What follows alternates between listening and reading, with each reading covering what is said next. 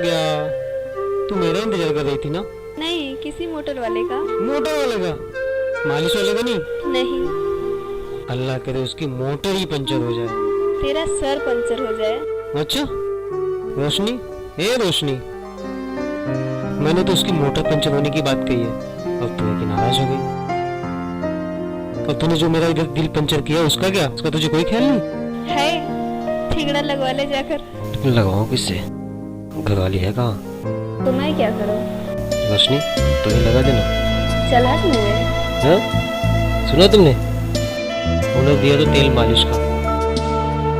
अगर कोई 420 का बिजनेस दिया होता तो हम भी मोटर में घुमाते इसे। रोशनी, ए रोशनी, कुछ देख रही है? क्या?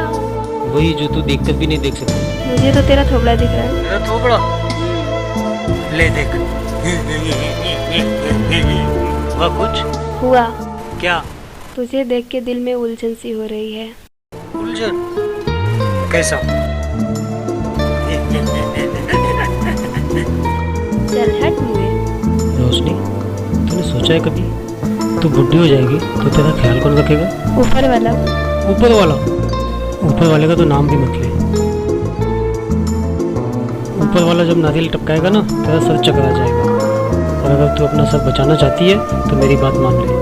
तेरी बात मान लूंगी तो भूखी मर जाऊंगी। मुश्किल से तो 2 रोटी कमा के लाता है, मुझे क्या खिलाएगा?